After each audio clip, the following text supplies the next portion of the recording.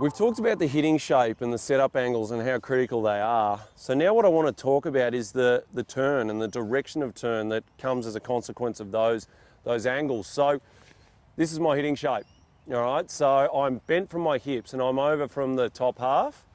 My knees aren't too bent, but you can see me, I've just got this little hitting shape. So I'm always ready to make something go in that direction from here.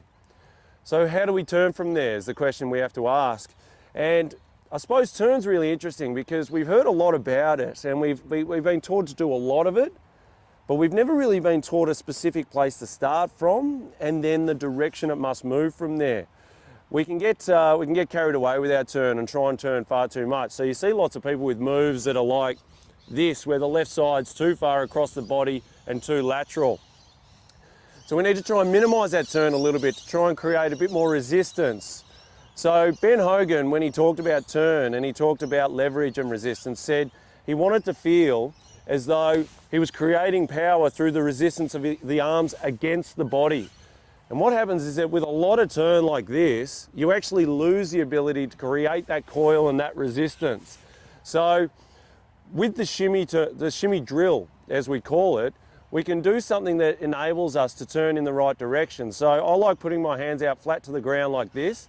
I'm in my hitting shape and my hitting posture.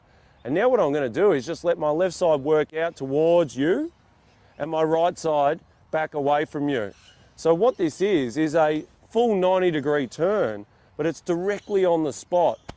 It's not one that has a lot of left side across this way, and it doesn't have a lot of over rotation in this direction. It works out and back, as I've said before. So once you do this, you can see that it doesn't change the shape of the body, which will then enable me to bring my arms back into impact without having to fix anything. The right direction of turn from the correct starting position means no compensation. And surely we're all looking for that in the golf swing because it creates so much more consistency. So start in the right place, turn in the correct direction, and you'll find that your ball flight is just so much more consistent.